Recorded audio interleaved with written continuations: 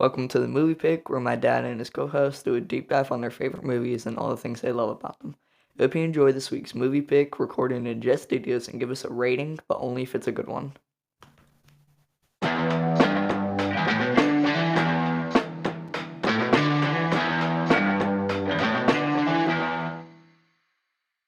Break the code. One man will have to break all the rules. Welcome into the Movie Pick. We are talking Nic Cage today. I don't even know if we're actually going to talk about National Treasure at all. Beeve, welcome in. How we doing? Man, I'm excited you're here. So this is...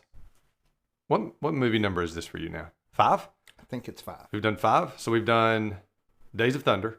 So you got Tom Cruise. We've talked about this already. Days of Thunder, Tom Cruise. Groundhog Day, Bill Murray. Field of Dreams, Kevin Costner. Rocky was Stallone. That's right. That's what I was blanking on. And then now you get Nic Cage. Maybe the ultimate out of all of them. Yeah. Man. So the year is 2004. This movie came out November 19th. Right after one of the coolest World Series we're going to touch on. Right after the Red Sox beat the Cardinals to break the curse of the Bambino. But the coolest part of that whole playoffs, obviously, was them coming back down 3-0 to the Yankees in the championship series, in the American League Championship Series. So that was the coolest part of that whole playoffs. That was actually still one of the coolest playoffs. Besides any time our Braves win the World Series, that's the coolest playoffs of my lifetime so far. So I've been excited to talk about that 2004 Red Sox World Series team. But we're getting straight to it. I think you have our top 5 at the box office from 2004. Is that correct? I do. And if you don't mind starting with... Number 5? Yes. All right. So it was The Passion of the Christ. Oh, man. Okay. Yeah. So Yeah. let's pause there. Yeah. Sheesh. Life-changing movie. Yeah. For a lot of people. Yes. You know, I've told you we've started watching that movie at the church every Good Friday. Every year, yeah. Yeah, every year. And that is, I don't even know, somber is the best word. Yeah. I mean, you get to celebrate the last 5 seconds because you get to see him rise again. Right. Or get to see him rise. But... Yeah. Somber, sorrow, all those are great words. I will say this.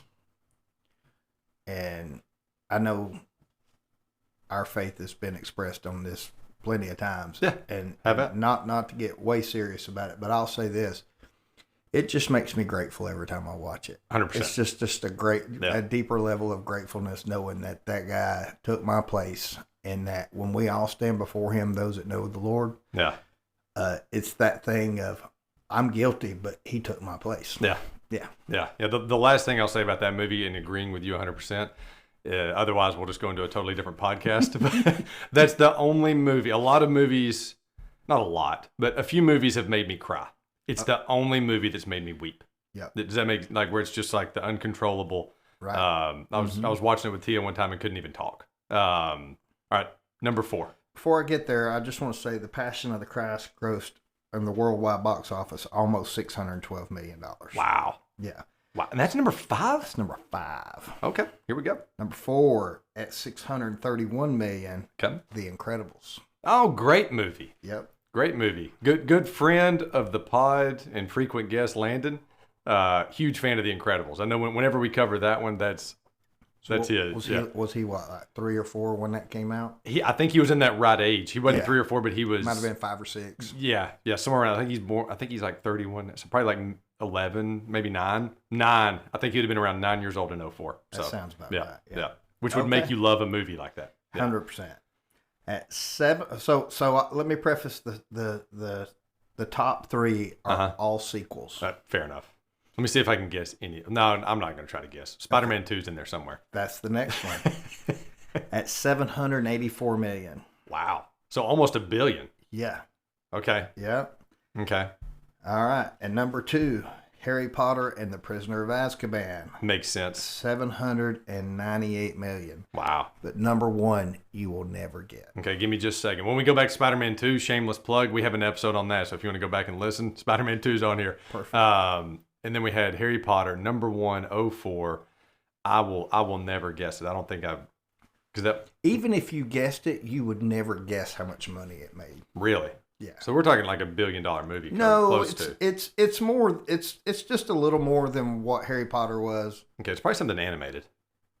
It might be.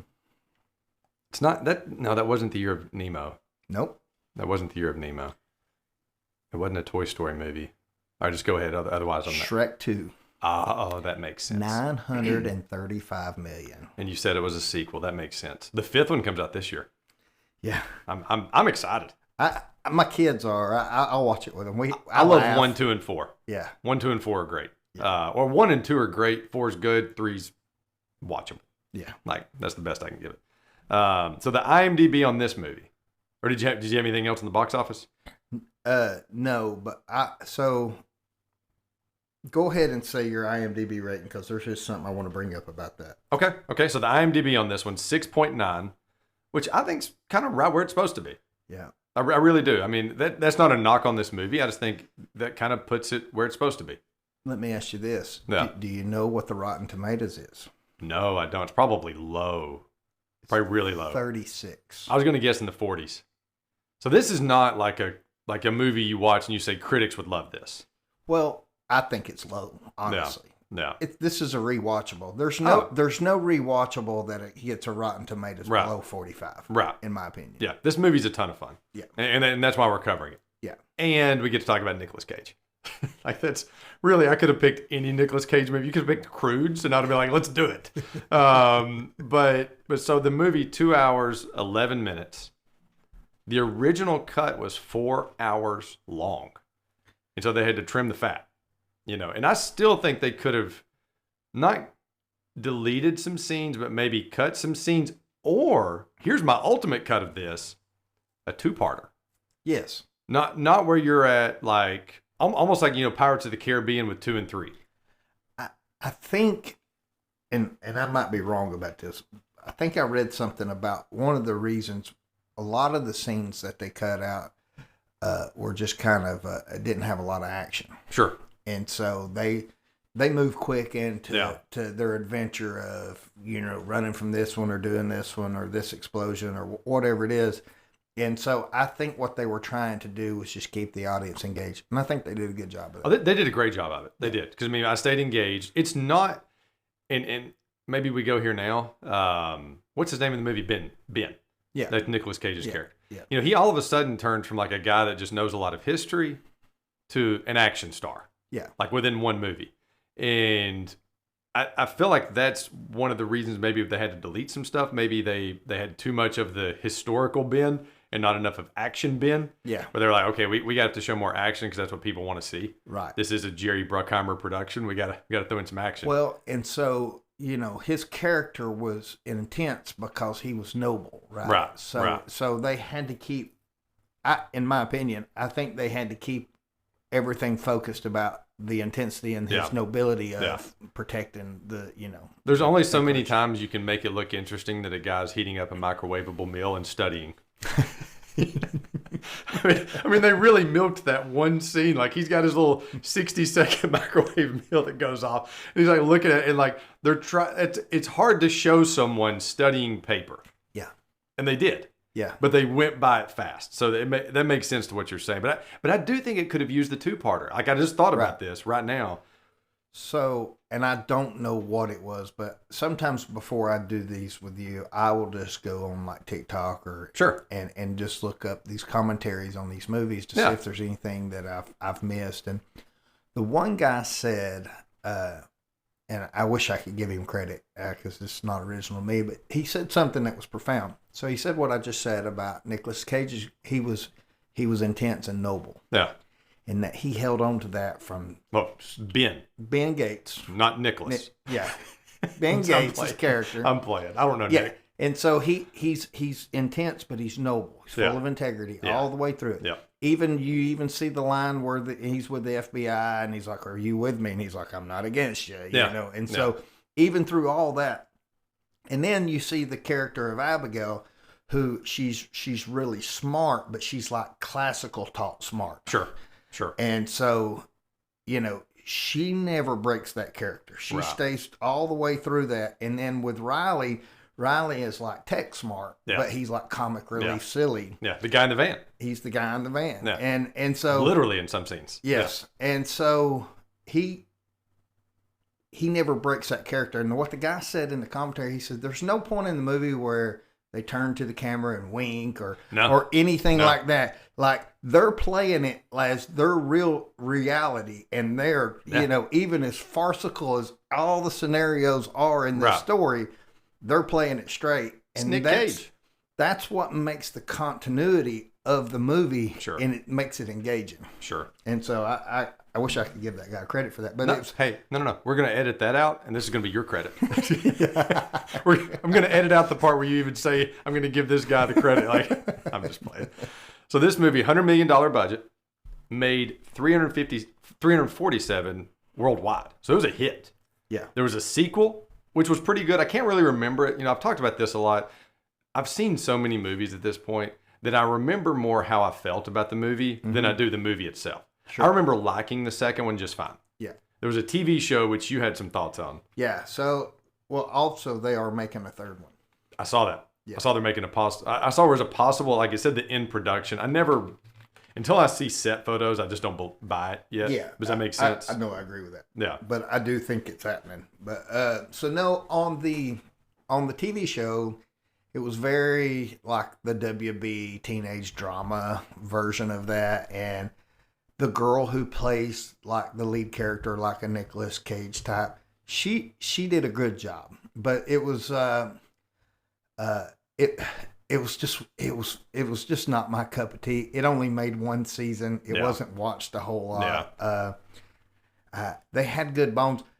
Nic Cage is not in it. Riley makes one appearance in it. I heard that. And I read that somewhere. Yeah. And doesn't Harvey Keitel, doesn't he show up? So Sandusky? So Sandusky's grandson. Not Sandusky. Big difference. Sandusky. Is it Sandusky? Yeah, no N. Okay. I'm sorry. I think so. Go ahead. I don't know. I'll check. I'll double check now. So it may be Sandusky. Either way, it is focused. The story starts with him, and it ends up his grandson is a part of the story. Okay. Of the treasure. Okay. And I cannot remember her name. She used to be Zeta Jones. Yeah, Catherine I saw Zeta that she was Jones. in it. Yeah. She's not great in it. I'll just say that. But anyway, I think that was cashing a check. Yeah. That's what it looked like. Christopher Plummer and John Voight showed up to cash a check in this one, so she got to show up in that one. Right, right.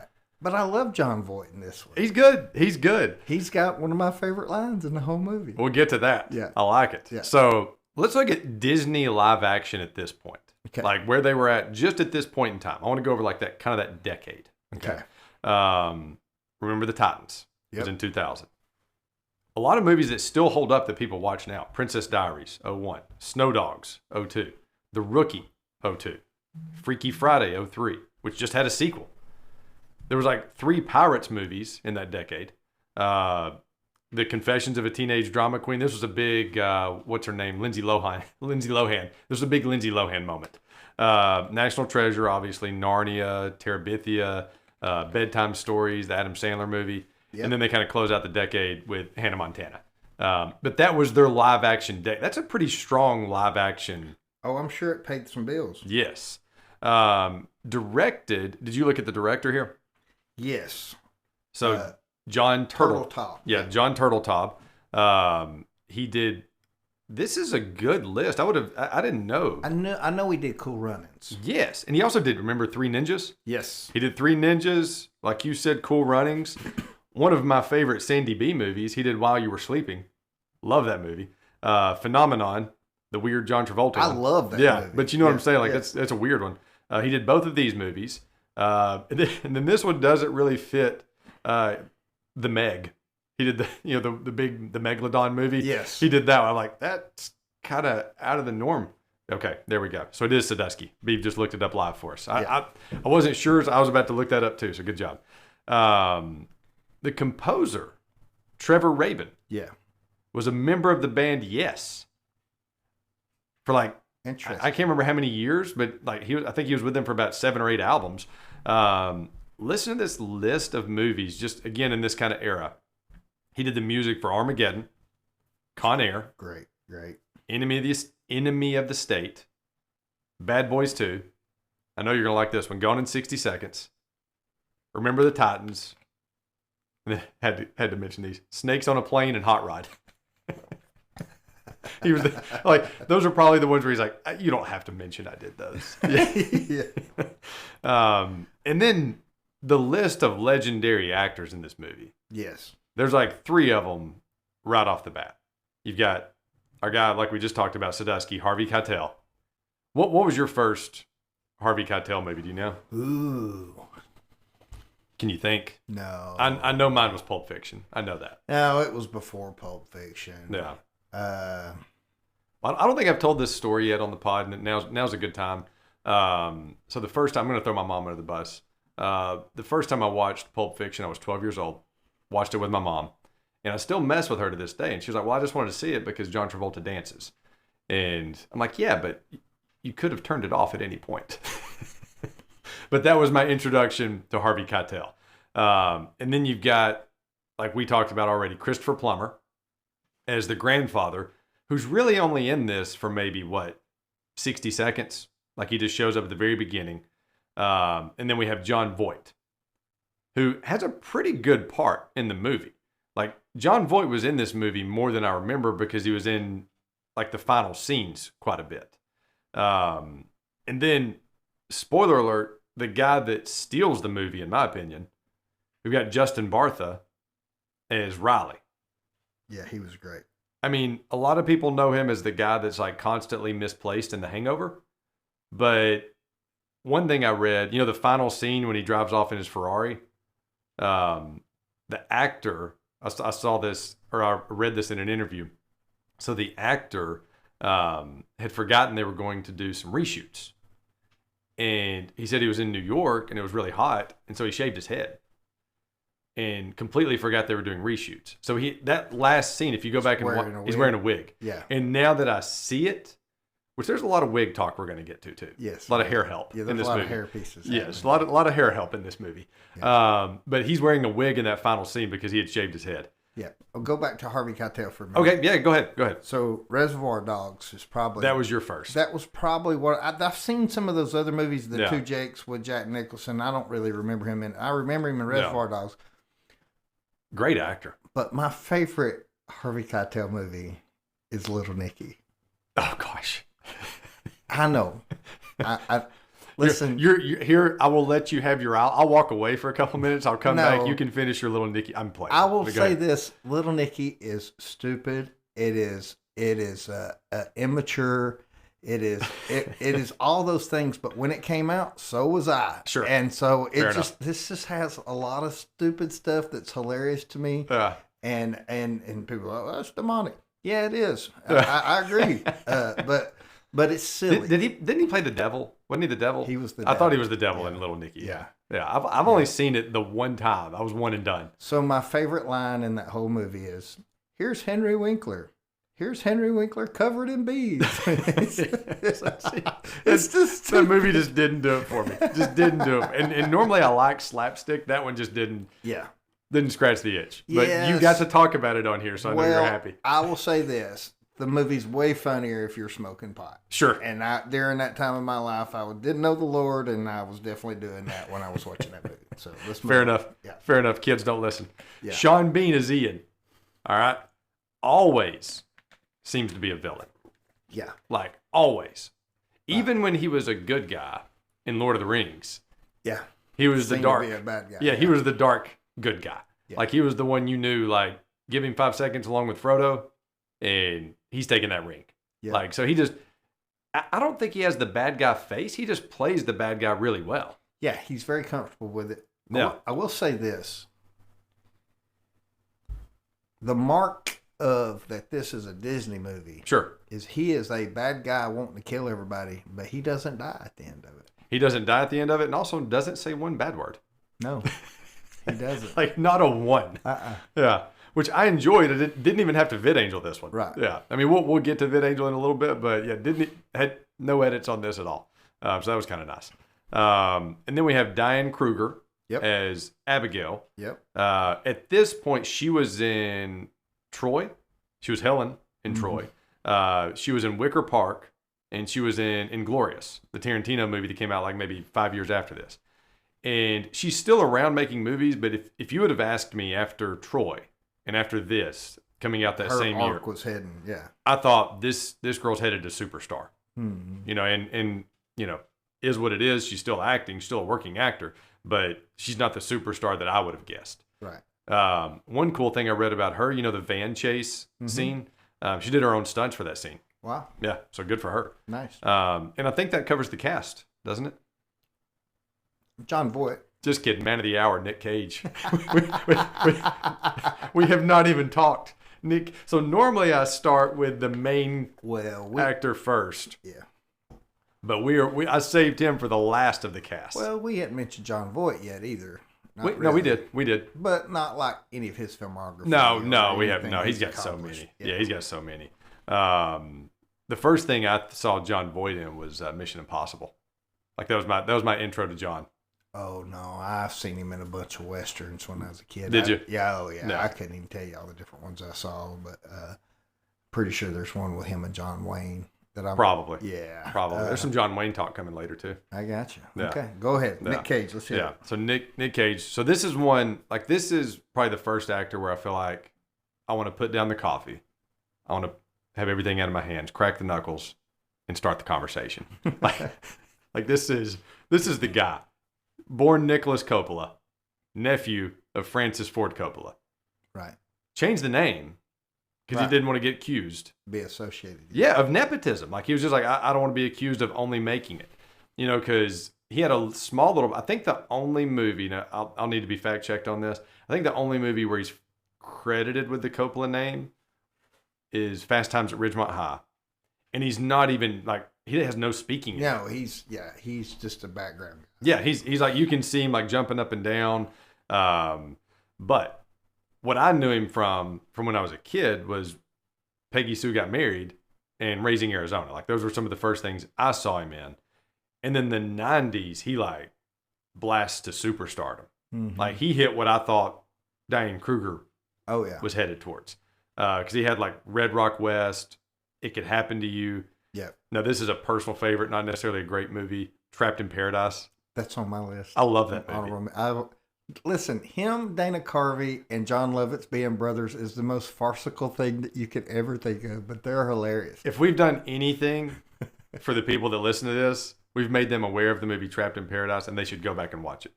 Yeah, It's funny. It's my second favorite Dana Carvey. Yeah. Like Wayne's World's my favorite. Where were they trapped at? Paradise. That was the name of the city. Yeah. The town was Paradise. But was it in Tennessee? Oh, you mean now that I don't know. It was snowy. I remember it was. I can't remember where it was. I was trying to think of where it was. And that was one of my first Nic Cage movies. Yeah. Was that. I love that movie. The mom was hilarious in it. Yeah. Like I watched it just a couple of years ago again. Because it takes place around Christmas, I want to say. Yeah, I haven't seen it in a long time. Yeah, so great. Funny. So funny. And then like some of the big movies we know him from, Leaving Las Vegas. Mm-hmm. And I think that's the one he won an Oscar for. He did. The Rock, Con Air, It Could Happen to You. Well, I mean, the trilogy of The Rock, Con Air, and Face Off. Yep. That's one of the best action trilogies anyone could have that are not connected. Like, in case you don't know the movies, they are not connected to each other at all. Right. They're just connected in our hearts. But if you go back and watch Face Off, this is my personal theory. That's where the wheels start falling off a little bit. Like that's the role where it's like this guy just went from like a little bit of a quirky actor to eccentric. Does that make sense? I will even contend that he went from an A-list actor to a B-list actor in that movie. From that movie. Yeah, that's almost a fair statement. Yeah. There's a lot more here. Yeah. City of Angels, Snake Eyes, Gone in 60 Seconds. Right. Another one of my personal favorites. Family Man. Family Man's on my list. I watch that movie every Christmas. Love that movie. It's great. Yeah, it hits hard. Like that's a good movie. And then still had a really good thing going in the early 2000s. I mean, he had this in 2004. He had a movie called Adaptation in 2002. Matchstick Men with Sam Rockwell was phenomenal in 2003. So, I mean, the guy was still like churning out hits. Yeah, he was like, for a baseball term, he was batting 200. You He know, was. Yeah. he'd get some hits every once in a while, Yeah. but Yeah. yeah. Yeah. And then the key the key year is 2006. A movie called The Wicker Man comes out. I think it's got a 3.8 rating on IMDb. And if you go back and just YouTube some scenes from The Wicker Man, you will be like, how did this person ever make it as an actor? It's really interesting. And that's when we kind of get into those like straight to DVD and Redbox movies that no one's ever seen. Yeah. Like you can YouTube Nicolas Cage freakouts and it's just extremely interesting what all you will see on there, because there's just so many weird acting moments in his career. And apparently now you know this, we've had this conversation off air. Yeah. I don't get into their personal lives. Right. I really don't. Like, it's just not, I think their personal life is their personal life. Like, it's called that for a reason. Yeah. And, you know, I'm there for their work. Like, I'm there to watch what they're doing on screen. Like, that's my goal. But apparently the guy's a free spender. Like, just is terrible with money. Yeah, he, as many movies as that guy made, he should be doing okay.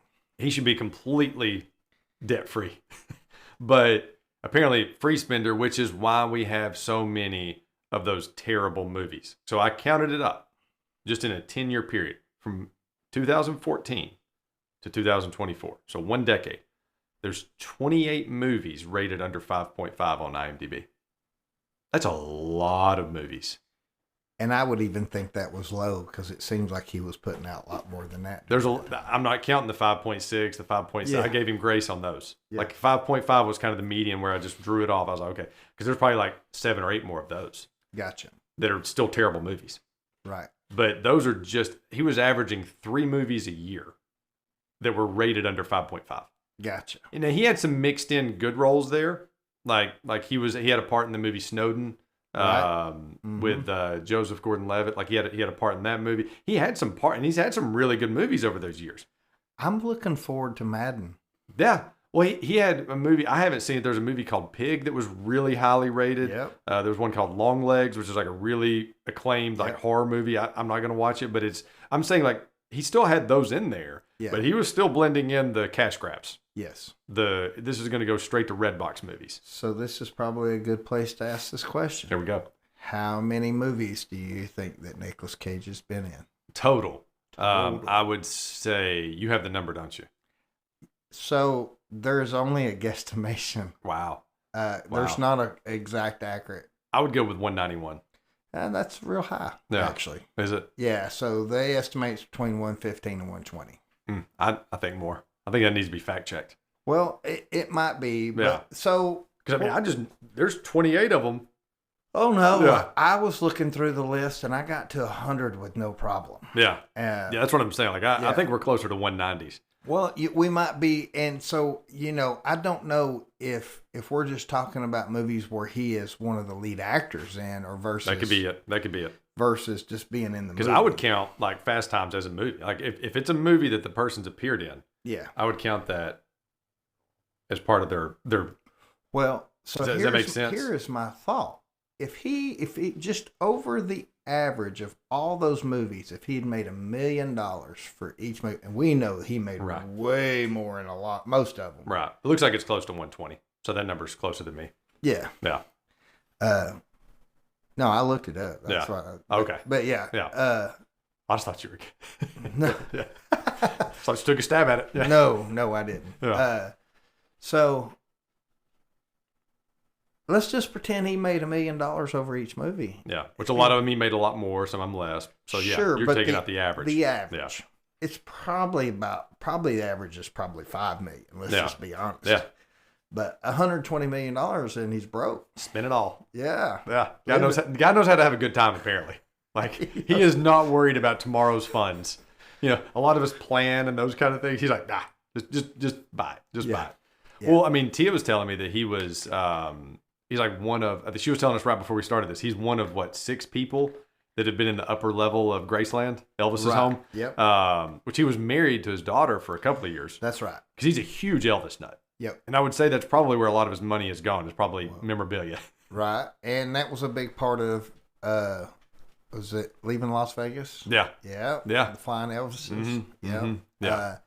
And also, that's brought up in the National Treasure TV series. Is it really? Yeah, they go to Graceland. Oh, nice. That's one of the whole. They're looking for a clue in Graceland. That's cool. Yeah, but that was cool. Yeah, that is cool. And it's so interesting. I mean, like we said, the guy's won an Oscar. He's been nominated twice. He's a great actor. If you go back and you watch It Could Happen to You, or like some of those serious ones from his earlier, or like Leaving Las Vegas, you watch some of those movies, The Rock, Matchstick Men, like those, and you're like, this guy, Family Man, this guy's a really good actor. Mm-hmm. This guy knows how to act. It's only the money troubles that made us think less of his career. Yes. Because if you remove those movies, like if you take out all those, then yeah, he's still got some weird ones in there, but he's just known as an eccentric actor that likes to pick strange movies. Yeah. Now he's known as the actor that, man, that guy's awesome, but. Yeah. He's weird. Yeah. I mean, still a great career. And I mean, no, I don't know anyone that has given us the action trilogy back to back to back like he did with The Rock, Face Off, Con Air.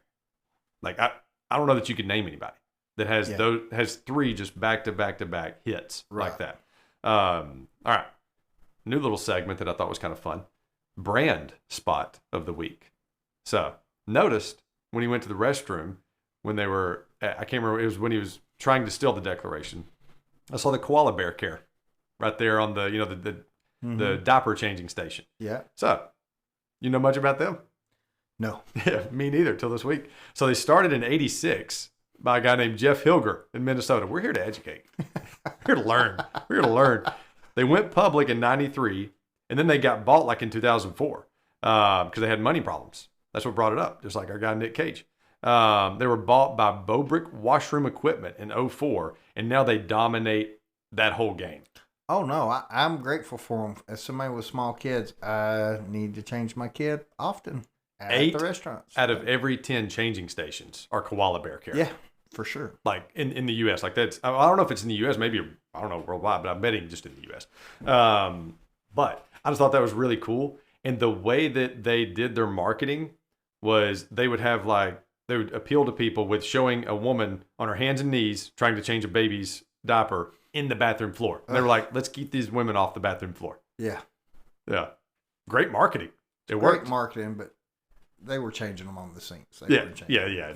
But they were selling their product. Yeah. They were selling their product. Yeah. And we're thankful for it because as a parent, Agreed. Every single one of us has used one of those at some point. Absolutely. Yeah. Yep. So some little trivia about our movie National Treasure. Okay. And you probably have some things to add to this. Did you know that you can buy this movie at the National Archives gift shop? Thought that was kind of interesting. So now that you mention it, Yeah. I have seen it there, but I never even. Just didn't even dawn on it. No, Yeah. not at all. That's kind of cool because I remember like when we went to Alcatraz, Mm-hmm. still some Nic Cage talk here. They had like some stuff from The Rock. Like you could buy the movie The Rock. Yeah. The magnet that we bought was like Welcome to the Rock, which was Sean Connery's line from that. So they kind of played into it. They're like, you know what? If they're going to use us, we're going to use them. We're going to make a little extra cash. Sure. So there's nothing written on the back of the Declaration except for one thing. Yep. Did you read this? Yes. Okay. I knew it. Okay. Yeah, I knew it before the movie. Right. So it's documented that the original copy versus the other ones made. Yes.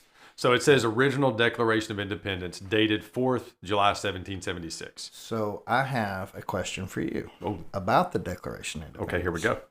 I probably don't know. Who was the original signer of the Declaration, not John Hancock? Oh, who was the first person to sign it? No. So John Hancock was a substitute or pinch hitter, if you will.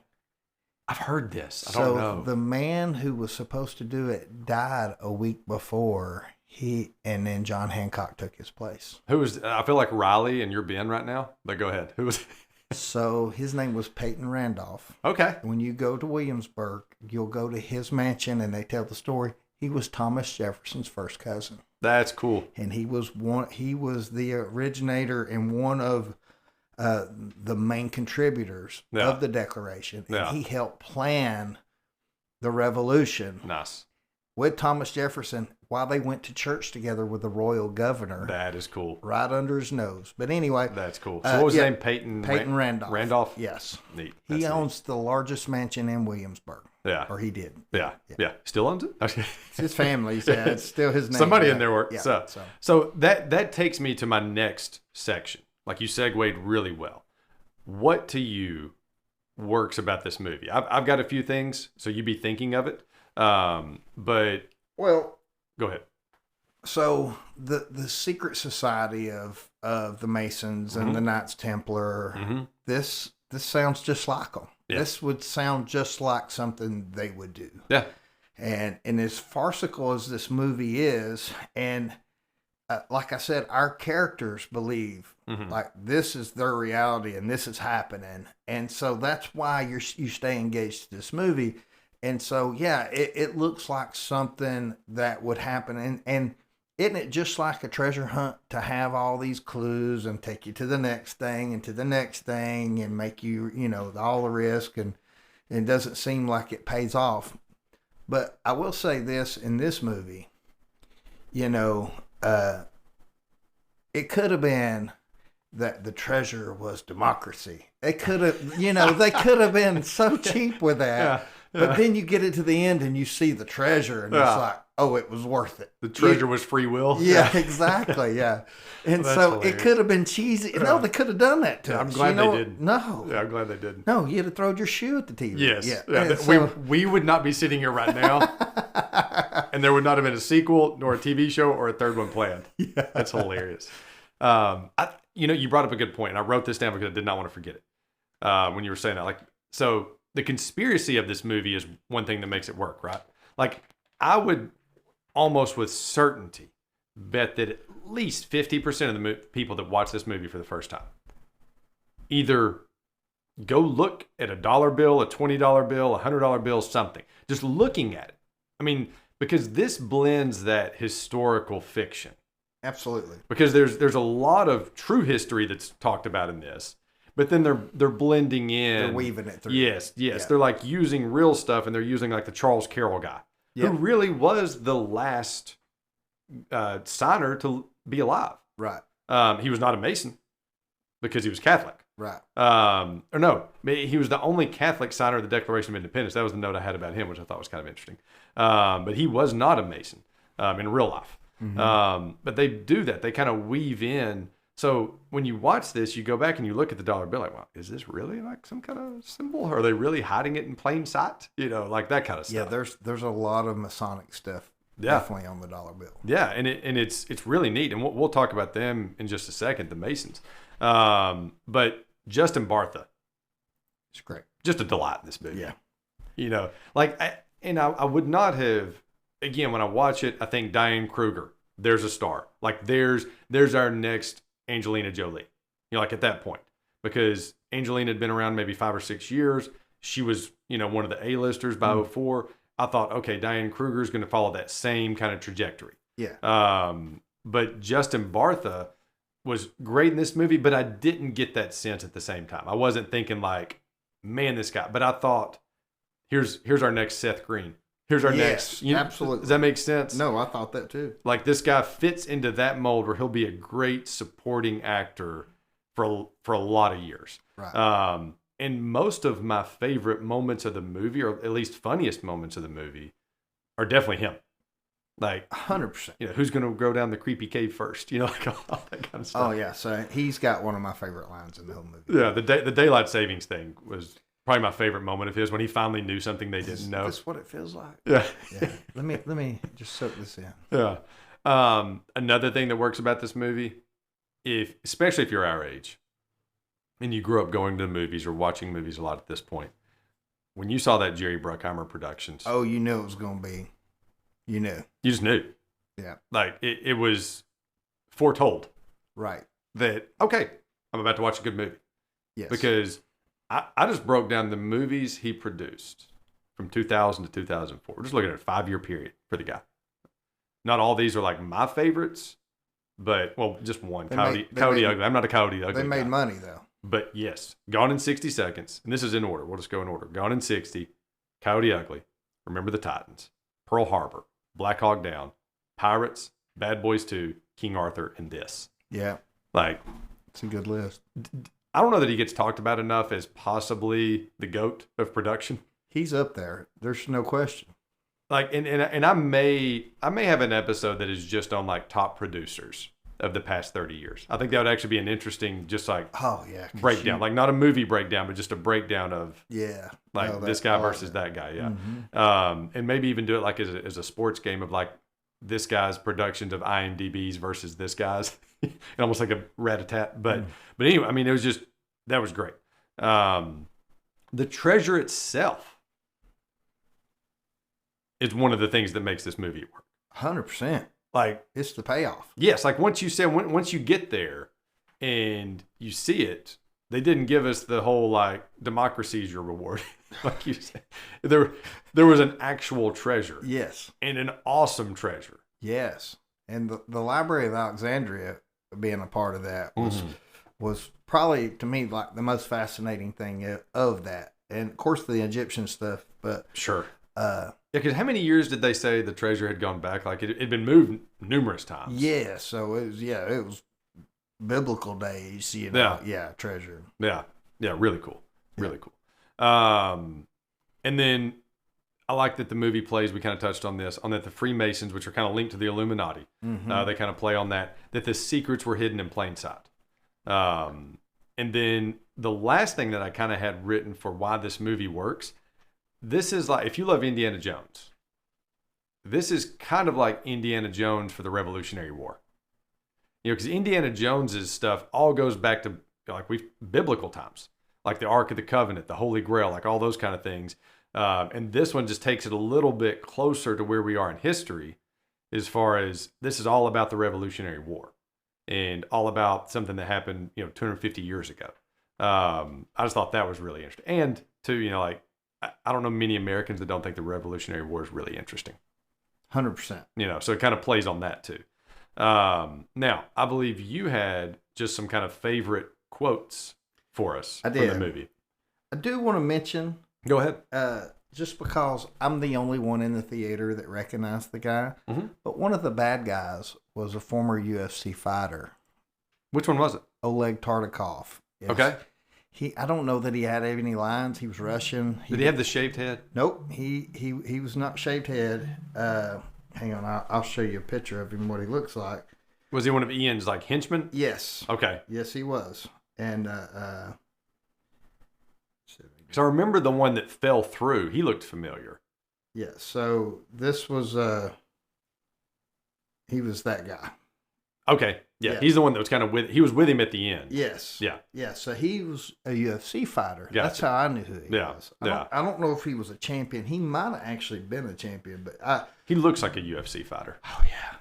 The cauliflower ear always gives it away. Yeah. Never, if you need a piece of advice on this podcast, never mess with somebody who has cauliflower ear. Yeah. It's going to be a bad decision. That's funny. But anyway. That's funny. So here's my quotes. Here we go. So, it's where Nic Cage sees that Ian has his dad, and he gets his dad, and they're walking. And he says, "Dad, are you okay?" And he goes, "No, I'm a hostage." That's great. And it's deadpan straight. Yeah. And yeah. Keep the status quo, son. Yeah, yeah. So there's that one, and then the one where Nic Cage is walking out on the flight deck, and he's got the FBI in his ear. And he says, Officer Sadusky, he says, one thing I noticed about fishing is it never works out good for the bait. Yes. That was a good line. It's a great line. Good line. And then my favorite one of the whole movie is, so Nic Cage and Riley are talking about how to get the declaration, and Riley's showing him all the ways that it's not going to work. And he's like, well, we only need one way for it to work. Yeah. And he says, Riley, do you know what the preservation room is for? And Riley goes, delicious jams and jellies. Yeah. I love that. I'll be honest with you. Watching it for the first time, that probably went over my head and never even paid attention. But I was watching it last night, dude, and I was just dying laughing. I was like, I don't know why it hits me so different now, but I was just... Well, Bartha... The guy that plays Riley, Justin Yeah. Bartha, sorry. Bartha is so quick. Yeah. Like he talks so fast sometimes that he could say a few jokes in there that you miss. Absolutely. And, sometimes I'll watch these movies with subtitles just to make sure I don't miss a word, like when I'm doing it for the pod. Right. And he's one that, they're having to type fast for that guy. Sure. Like he's a fast talker. So a little bit of Freemason conversation. Okay. So they trace back. I'm not the historian here on these guys, so but I just did a little bit of research. They trace back to the 14th century. It focuses on moral development, brotherhood, and charity. So they do meet in lodges, and there's still a ton of those lodges around. There's like 13,000 active lodges, and about 1 million members in the U.S. Yeah. Most of them are just men. Yes. They do have some that allow women. Well, there's different versions of them too, Yes. right? Yep. There's got different names, and Yep. they're a little different, and they Right. have different rules, and it's kind of like church, right? Yeah. So this was interesting, and the insides of those places are really, they're crazy. They're really cool, in the way that they have them set up and everything, and they can be strange too. If we just call it what it is. Yeah. Well, Not the people themselves, and the way it's set up. Yeah. Yeah, and it just gives off these weird vibes if you've been in there. Yeah. It just feels very out of place. Yes. And so and you're trying to figure out what the purpose of all that's for. Sure. So some notable Masons. I looked some of these up, especially in this time. There was George Washington. Mm-hmm. Andrew Jackson was one. Like 5 presidents have been a Mason. Washington, Jackson, Teddy Roosevelt, Franklin Roosevelt. Ben Franklin. Yep. And he wasn't a president. No, I know, but Yes, he was a Mason. Yes. Yeah. Harry Truman. Henry Ford was a Mason. Mm-hmm. Mark Twain was a Mason. Yep. Our guy we talked about, John Wayne, was a Mason. Mm-hmm. I didn't realize Davy Crockett was a Mason. J. Edgar Hoover was one. John Glenn, the astronaut, was a Mason. Arnold Palmer was a Mason. Yep. This is the one, though, that stood out to me the most. And if I knew this, I forgot this. Shaquille O'Neal is a Mason. Interesting. That's what I said when I was reading. I was like, "Huh?" It just threw me off. Threw me off. But some other questions that this movie brings up. How quickly? So we're talking about Dr. Herbert. Do you remember Dr. Herbert in this movie? He was the guy that worked with Abigail Chase. Yes. He was the guy walking down the hallway with her. He was the guy there at the formal event. Yeah. How many HR offenses do you think that guy has? That's a good question. Because, they're walking down the hall, and he's just, He's creepy. overtly creeping in, just staring at her rear. And I'm like, dude, I remember one time being in the elevator with a guy, and there was this young lady that got in the elevator with us, and that dude was doing the same thing. And he was sitting there, and he was looking at me, doing that awkward, creepy thing. Ogling. Yes. And he's looking at me, and I'm like, I just shook my head no. I'm like, I'm not joining in on that, man. Yeah. I am not just going to sit here and ogle like that. Turn this guy into HR. Somebody needs to turn him in. Wasn't a fan of that guy. So, does Patrick Gates, again, hard-hitting questions this movie brings up. Patrick Gates, which is John Voight, when they first get to his house, do you remember what he offered them to eat? Some leftover pizza. Yes. Does he seem like the type of guy that just got through ordering some Papa John's and sitting there watching a movie and there's some pizza in there, might still be warm? You look at the house, you look at the guy, he just didn't seem like a leftover pizza kind of guy to me. He seems like the guy that's having a really nice meal. Well, so Does that make sense? maybe, but Everybody has pizza. well, so how long did you live as a single man by yourself? Do what? How long did you live? About 3 years, 2 years, 3 years. How many times a week did you eat? Oh, pizza? a lot. But I was 23 years old. Okay. That's my point. Okay. Hang on though. When you live by yourself, you know that cooking meals or having nice, it may happen, but you're just feeding one person, and and somebody who has had a dad who's lived by himself, you do Yeah. easy meals and Yeah. meals that you can eat over and over again. Oh, I'm not No, disagreeing. I know that. No, he's a very upper class. He seemed like an upper refined guy that does not. That's my point. Right, but I think they were trying to depict his loneliness. You think so? Yeah, Yeah. I think that's probably what they were trying to show. See, I think they should have accomplished it with, there's some leftover chicken. I cooked for 2 again. Yeah.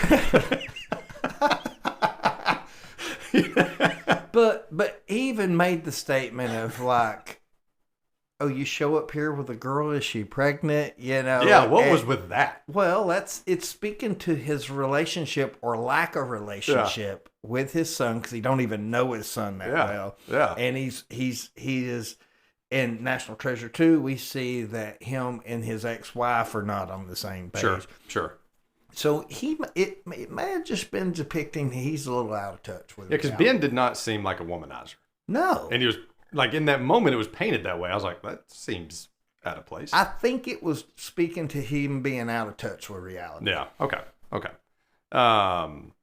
So, there's a little theory here that when Agent Sadusky, Harvey Keitel, is flipping around the Ben Franklin 3D glasses, you know, when they're sitting there at the police station, and he's flipping around the glasses, do you think he was showing Ben how to use them on purpose? Because he was a Mason.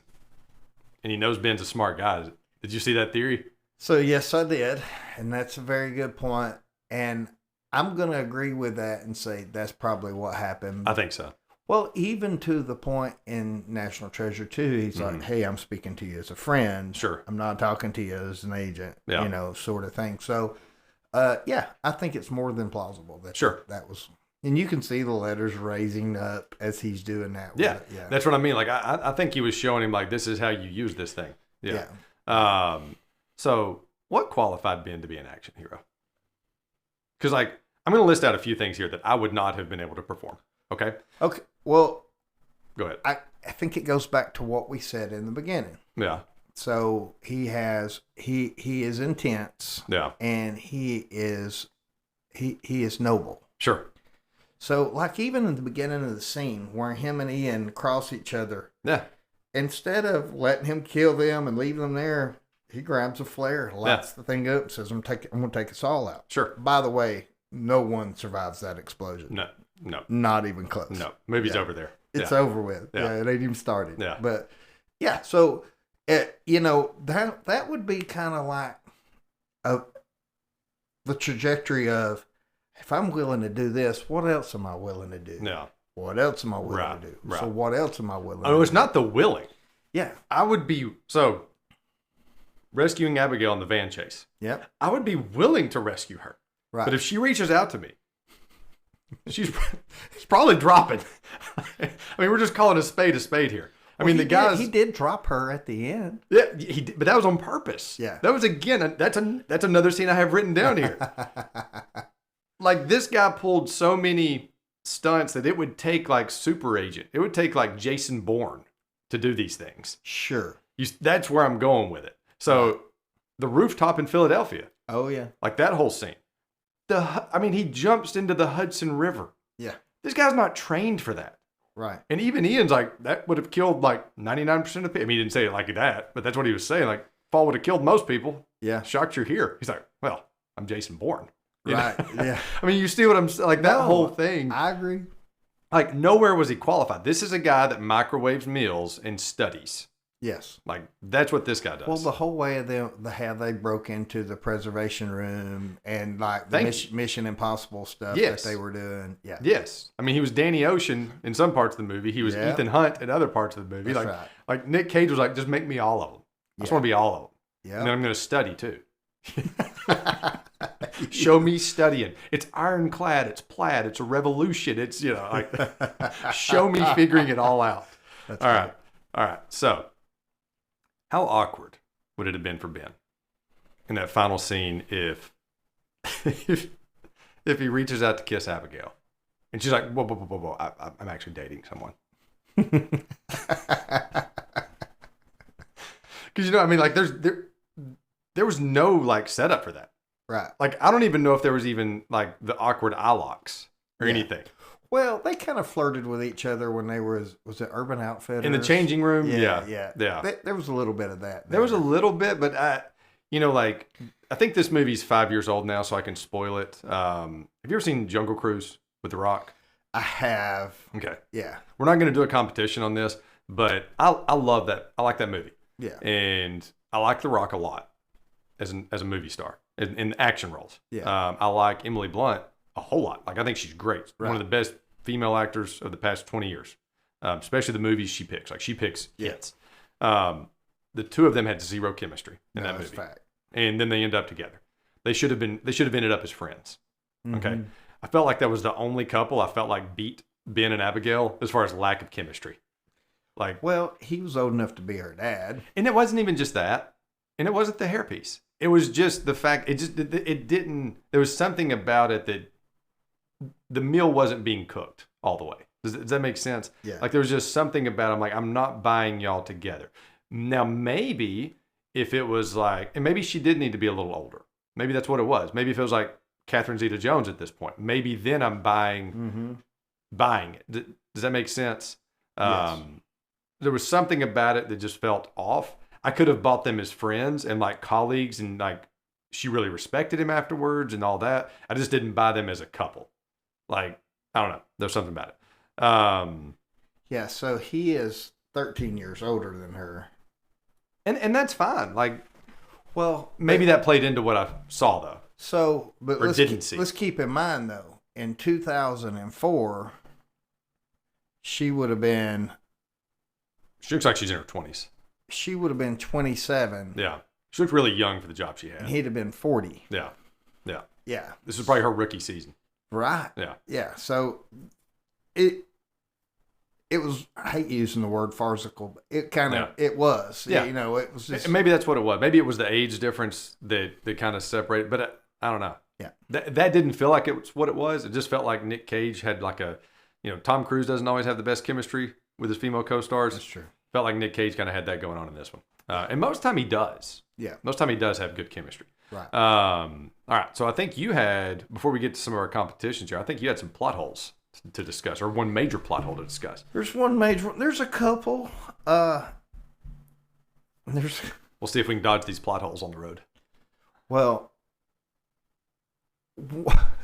this is just my opinion. Sure. That's what we're here for. So the little boy who they had playing Nic Cage, looked nothing like him. No, looked nothing like him. He looked more like Kurt Russell, but Yeah. he was actually a Latino. Right. And Right. He did look like a young Kurt Russell. He did. Oh, and while you're looking that up, so the kid that, and this is for Evie because she's really into Hannah Montana right now. The kid that played the great-great-grandfather or whatever, that he was handing the Yes. Secret Lies with Charlotte little thing. He was on Hannah Montana. His name's Jackson on Hannah Montana. That's just for Evie right there.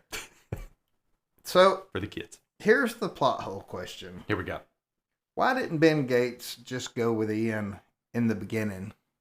Because he's smart enough. He's the guy who thinks ahead and figures everything out before everybody else. So he could have said, hey, I'll just go with him and make sure nothing happens to it. Yeah. But Ian was so quick to kill them and leave them. Maybe that was the reason that he wasn't able to do that. I think number one, he didn't have enough time to study on it. Number two, I think it was one of those, like, just in the moment, he was probably taken off guard. Yeah. Because, like, when they first pull up, when they're in the what would you call that they were riding? Snowcat. Snowcat. Mm-hmm. Okay, when they're riding in the Snowcat, him and Ian are joking around. They're friends. And they're talking about, like, they both have this historical thing in common where they're talking about, like, could you imagine the guys that were up here however many years ago and all that? I can't remember the exact words. Mm-hmm. But they're both like, wow, yeah, that's incredible, So obviously Ian had bad intentions for the treasure. Right. Well, he had... Or selfish he had already invested, I think they said $500,000 in what they were doing. Yes. Probably more. No, what? Oh, did they say that? They say it. Yeah. Now it'd be so much more. Yes. But yes, so he had already invested that much money and he's ready to get his payback. Right. Or his back pay. Mm-hmm. And I think that he just didn't see it coming. Right. He talked about them playing poker together. Like, right. I think they were true buddies. Right. Up until that moment. So it was like never had even crossed Ben's mind. Right. That this might happen. So maybe that's why. I don't know. Well, if he just said, "Hey, I'll go with you," then the movie's kind of over with at that point. Yeah. I mean, I guess you still could Well, see if they them all die right there in that explosion, or maybe the those two, explosion that should have killed them all. Yes. Yeah. Were there any other plot holes that you had? Well, there's one more. I'm ready. So Maybe. So how many generations was the treasure passed down through the family? Wasn't it 5? Sounds like 5, right? Yeah. Yeah. So it's not a plot hole. It's just a weak plot. Okay. I just think that they could have developed John Voight's interaction with the treasure of when he was a young man, and they could have done more with that. That might have been in the 4-hour cut. Truly, it could have been, but they could have just covered it a little better. You could see like he was estranged to the thought of and cost him his marriage or whatever. You know what I'm saying? Yeah. Like I never really understood what happened to that. He said they didn't explain it. I know. That's the point. I know. Yeah. That's why I was saying that whole like cooked for 2 again. You know, like I don't know what happened there. You know, let it go. Ben's his own man, and she left him. I don't know what happened there. Right. Well, and they talk about it a little in National Treasure too. Do they say? I haven't. It's been so long. I'm going to watch it this week just because this made me want to watch the second. They sort of talked about it, but not really. Yeah. But they could have did a flashback, something with 2 minutes. You can actually accomplish it in 1 line. Something. Yeah. When your mother left, or when your mother died. Yeah. That line right there, 4 words. I just accomplished it. Right. Well, so I just think that if you're talking about 5 generations, why not a little bit of each one of those generations? Oh, see what they accomplished to getting to where he was at to know. I'll tell you why. They were stuck at the Secret Lies with Charlotte until Ben. Well, I know that, but they were stuck. No, I know they were stuck. But they can still show the failures of them being stuck. There's nothing to show. Like the guys are just sitting there eating meals and studying. They're like they show them different ways of cooking their meal and sitting there at the table and studying. No. And then he gets to Ben microwaving. No, what I'm talking about, I know that. But what I'm saying is they could show 5 generations of families being torn apart, of them trying to do the treasure and show them. They don't even need to take a long time. Right. It was just a very weak spot. You wanted a Rocky IV montage. Well, I don't need a montage. I need a little more info. Yeah. Because then you see the pressure of him wanting to redeem his family. Yeah. Yeah. No, you're right. I like it. I like where you're going with it. You could, if we're talking about developing a plot, building a plot, and executing. Yeah. You know, it. For us, we're just on the outside looking in, seeing the cool stuff that's happening. Sure. But we never get to the ground floor of the plot of what the personal motivations are for the main character. Right. Yeah, it's only mentioned, and maybe that would be something interesting to look into, is what was in the 4-hour cut. Yeah. What had to be cut out. And maybe why, again, I don't think it needed like a 1 and 2, but I think it could have been a part 1 and part 2. Right. If you have that much interesting stuff. Yeah. Now, you can also do a part 1 and part 2 and pull a Hobbit where there's 3 parts, and it's like, guys, you really drug this out. Yes. Like, this could have been a 2-parter, would have been great. 3 parts, too many. You know, that's what the Hobbit did. That's a good thought, though, of how it would have torn the family apart. And which, you know, John Voight's character, what was it? Patrick. Was the first one that kind of gave up on it. Was like, done with that. Chased it for 20 years, I'm out. It's another clue, son. Yes. Yeah. Another clue. Oh, guess what again? You know. All right. So some competitions here. Okay. You ready? Yep. Here we go. All right. So for you, just you, this is all opinion right here, obviously. Most fascinating American war. Would it be the Revolutionary? And you can add to these. I just picked the 4 biggest ones. The Revolutionary, the Civil, World War I, World War II. If you could be like the expert historian on any of those 4, or if you want to add one. So I will tell you, I have studied all 4 of those wars. Yeah. I wouldn't say quite extensively. I've done reports on the Revolutionary War and Civil War, like exit reports in school. Yeah. They all have super fascinating things about them. They do. Yeah. They do. And so and that's what I was about to say. Sorry. I don't,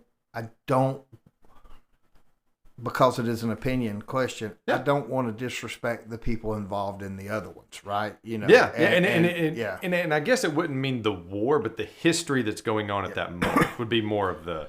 So with the Revolutionary War, I'll say this: have you been to Williamsburg? It's been a long time. I was a kid. I've been 3 times as an adult. Yeah.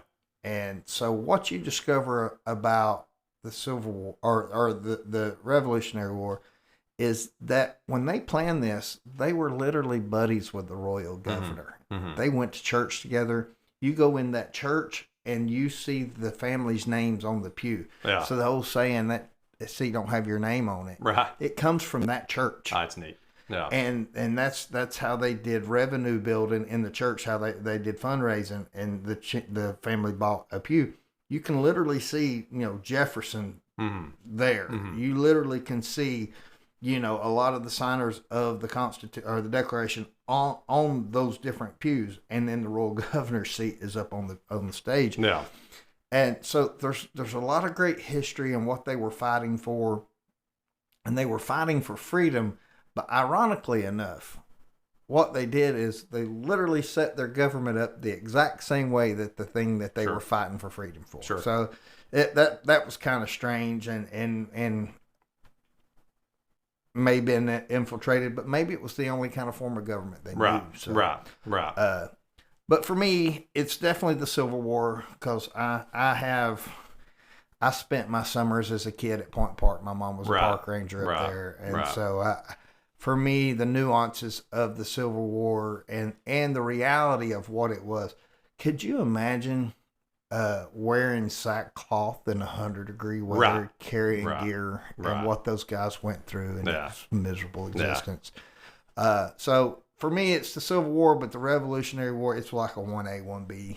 Yeah. I mean, and obviously, any war that you're talking about, like, is super sad. And I guess the way that I would frame it more is like the time period of what was going on right then. Because, I mean, all 4 of these are super fascinating. So let me ask you this question. When you were as a kid, was Johnny Tremaine one of the required reading books that you had to read? So it's a kid who was a blacksmith during the Revolutionary War. Gotcha. And so, like, the story is fake, but everything that's happening, the Boston Tea Party, all that is real. Yeah. It's really good. And so that got me interested as a kid in the Revolutionary War. Oh, yeah. All of it's so interesting. So interesting. Yeah. So, it's like I said, it's 1A, 1B, but man, the World War I and World War II's got its own things too. Oh, it does. And does. Even Vietnam. Right. But everything. Yeah. Souvenir from the movie. What would I like to have? I've got a few listed out here. Okay. I've kind of not dropped this competition from quite a few, but bringing it back for this one because there were so many cool ones. Okay. The Freemasons coin. Yeah. From the very beginning of it, it shows it just kind of traveling through time. The meerschaum pipe found on the Charlotte. Mm-hmm. That's great. The 1789 George Washington button that completes Abigail's set. Yeah. Or Ben Franklin's original 3D glasses, the X-ray spectacles. All those are great. Are they not? Yes. That's a hard. Can I add one to it? Of course. This is your pod. The Rolex Submariner watch that he gave for collateral for $100. That was $10,000-$15,000 watch back then. Yeah. Who knows what it is now? Yeah. I love how he was also talking to her like she would be interested in that. Yeah, she didn't know what that was. He's like, okay. And I think that was Bruckheimer's stepdaughter that was playing that part at the cash register when he's trading the watch. That was Jerry Bruckheimer's stepdaughter. I would have to take the pipe. Probably the glasses for me. The glasses, I get it. There's any of these, and I'll be like, yeah, I get it. Yeah. Because I would take all 4 of them. Or the Rolex. Or the Declaration itself. Yeah, I thought that one was like too easy, so that's why I didn't even put it in there. Like, if you put that in there, it trumps everything. Like, if anybody could have, because I remember the most recent time that we went to see the Declaration. I've seen it twice in my lifetime. Yeah, I've seen it twice. And it was such a cool experience because we were actually there on the 4th of July. Oh, yeah. And that was like 3 years ago. And just walking in there, and it gave you like goosebumps to see it. And again, like we were talking about with the wars, to think about, the older you get, the more you think about what people went through to get me here, or to get us here. 100%. And like just seeing it that day, I was like, man, this is extra special. Yeah, This is cool. This is really cool. Yeah, I've seen it twice. Best city use in this movie. Because there's 4 cities that get used really well in this movie. Well, one of them kind of gets left out, but wanted to mention it. D.C., obviously. Mm-hmm. Philadelphia, New York, and Boston. So which one, like when they're at that location, which one are you like, man, this is cool? So I will tell you, and I actually saw this in the commentary, and I agree.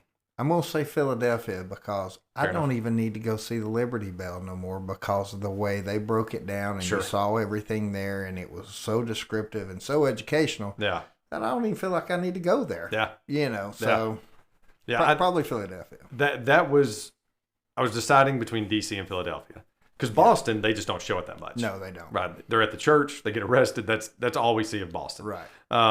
But DC shows so many of like Lincoln Memorial, the Jefferson Memorial, the Washington Monument. Like you see all these things, the FBI building, you know, all these cool things that you and I have both seen. Like we've talked about that. Yeah. And so it's always cool to see those like in a movie. The reflecting pool that we see was actually drained that day. Yeah. Like they were doing maintenance on it. So that was, if you look at the water in that scene when they're CGI. It was digitally added. Yeah. Yeah. All right. Favorite action scene? The Charlotte pipe find and Ian double cross, like that whole, the opening scene in the snow. The Declaration heist and having to buy a fake at the gift shop. Like I love that whole thing when he's buying the fake. And then, you know, he all of a sudden, again, turns into Jason Bourne, can catch the girl jumping from the van, all that stuff. Just the whole Philadelphia chase scene. The end, when, you know, like they're going down the stairwell, all that stuff, which was less of an action scene, but more of like just kind of the final, I don't know what you'd call it, Indiana Jones scene. It's very Indiana Jones. Yes. Yeah. Archaeologist scene. I will say there is a plot hole in that one. Okay, here we go. So the scene where he drops Abigail. Yeah. And he's grabbing the board and you see the board. Yeah. It's a brand new nail. You can see the new nail coming out. There you go. It's a new nail. Yeah. And that had 200 years of termites and rot. It would not look like that. I can promise you that. It would not. That was another one where I was like, I don't know, when was the last time you just did a pull-up? I mean, pull-ups are not the easiest thing in the world to do. Now, I know you can do things when your life's on the line. Now, imagine somebody hanging on to you. Yes. And then you're trying to hold on to something else. Right. Yeah. And then somebody just drops the rope and he just grabs it like it ain't nothing. Right. Like, if I drop that rope, I guarantee you my grip strength, like, that's the last thing they see. Right. I grab the rope and then, oh, see you, Dave. That's right. Man, we lost him. Yeah, you know, that's right. So again, those are some of the plot holes for me. Are when did this guy become this guy? When did he train? Yes. Yeah. When did this guy become this guy? So what's your favorite action scene out of? Yeah, Philadelphia's the good one. Yeah, it's a good one. Yeah. All right. This is only a 2-part competition. Then we get to our Mount Rushmore. Okay. All right. Favorite use of a wig by Nic Cage. Is it either in this movie? Or is it in Con Air? Daddy's coming home. I don't know, man. That mullet was strong in Con Air. The mullet was strong. And I'm thinking of some other movies I've seen him in. Oh, you got a lot of others, but I knew it came down to those two. Yeah. Like it's those two. These are great. Like the hair moves so unnaturally in this movie. Well, it don't even look like human hair. That's what I'm saying. Like the whole time, I could not stop staring at the front of his hairline. Yeah. Have you seen him lately? It's even worse now. Yeah. Because it just don't blend. It looks like somebody just glued it on. I know, and I'm a follically challenged guy. I'm not making fun of the guy. I'm like, dude, just give it up. Just give it up. Yeah. Yeah. Yeah. So, yeah, it's probably Con Air. It's got to be Con Air, but this one deserves honorable mention. Yes, definitely. Yeah. So we've made it this far. Now we are at our Nicholas Coppola Mount Rushmore. Okay. I'm gonna go with my outside looking in. So these are my honorable mentions. Spider-Man Into the Spider-Verse. I forgot about that. He's so funny in that. He's good in that. Like that's actually probably of the past 10 years one of my favorite roles of his. Yeah. He was really good as that like Spider-Man noir. Yeah. And he was funny as it. Matchstick Men Okay. was in my honorable mentions. I've never seen it. It's really good. I think you would like it. I know I've heard it's good. It's him and Sam Rockwell. And if you like Sam Rockwell, I do like Sam Rockwell. Yeah, I figured. I mean, his humor and his persona. Like, I don't know if you've ever seen Sam Rockwell walk into a Tonight Show like entrance. No. The guy can dance for one thing. He was great in the movie about the bombing at the '96 Olympics. The Richard Jewell. I might movie. I don't know if I've seen this. He's his lawyer in it. He's great. He's a great actor. He was almost Iron Man. Yeah, I know that. Yeah. And one of my favorite roles of his, or not favorite, it was like the first time I saw him, and he was such a villain, was The Green Mile. Yeah. Like that was. Oh yeah. A lot of people forget. I mean, he's been around a while now. No, he was great in The Green Mile. Yeah. So there was Matchstick Men. They were just great together. I think they played brothers. Raising Arizona. It Could Happen to You. This is in my honorable mentions. National Treasure. I've actually got it in my Rushmore. Yeah, that's why it's opinions, right? Yeah. And then I like the first Croods movie. First Croods is really funny. Okay. It's a good one to watch with the family. So here is my Nic Cage Mount Rushmore. Okay. I did not leave off. I tried to leave off one of the action trilogy. I couldn't. Okay. All three of them made it. The one that was the closest to teetering on the edge was Face Off. Like it was the one that almost fell off, but The Rock was in. Rock was the first one I topped up. Mm-hmm. Like The Rock is in, Con Air is in, and Face Off are in. So all three of those go on my Rushmore. They don't show much diversity from Nick. Yeah. But anyway, and then The Family Man. I love, like we've talked about. All I love those The Family made Man. my honorable mention. Yeah. Except one. One Yeah. made. Yeah, I'm sure The Rock made it. Yeah, it did. The Rock's again. That is if you gave me my ultimate Nicolas Cage movie, Yeah. and you said you can only watch one for the rest of your life, The Rock is the one that I'm keeping. Yeah. And like I said, Face Off. It's kind of cringy to watch at the same time that it's fun to watch, Mm-hmm. and it's more of a fun watch rather than watching a good movie. Yeah. Does that make sense? I agree. Yeah. All right. Go ahead. So Con Air, Uh-huh. Peggy Sue got married. Love that. Face Off. So that was so Peggy Sue was early Jim Carrey. Yep. That was where they met. And, I think they're still really good friends. Yep. Go ahead. Sorry. Face Off. Mm-hmm. It Could Happen to You. Mm-hmm. I got one on there that you didn't put on there. Moonstruck. Never seen it. I was great. Yeah, I've never I seen was a it. kid when it came out. Trapped in Paradise. Gone in 60 Seconds. And Family Man are all honorable mentions. So I forgot to put Trapped in Paradise on my honorable. I do like that. Like we talked about earlier, I like that a lot. So Raising Arizona was the first movie I ever saw Nic Cage in that I remember, and it was great. I think we got the good one when they stole the baby. He plays such a degenerate. And I need to watch that again. Yeah. That might knock out Face Off for me. Yeah, it would. Yeah, it's been a long time. I need to watch that again. And then Leaving Las Vegas, it's hard to leave off the one he wins an Oscar for, you know, and it was so good. And the iconic jumping out of the plane with the flying Elvises is great. So The Rock, obviously. And then I put National Treasure on there. Sure. So what we didn't talk about, I went to the theater and saw it. Yeah.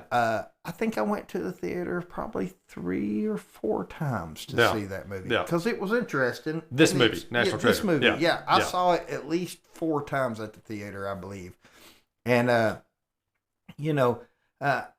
didn't think it was real. Sure. There were some people that really thought, oh, there's some to this. Yes. And, that's what I mean by people were walking out looking at dollar bills. Like, let me check this out. I never thought that, but I did think, this movie kept me engaged the entire time, and it was enjoyable, and I never worried about the main character was going to die, that it was a Disney movie. No cussing. Right. That was nice.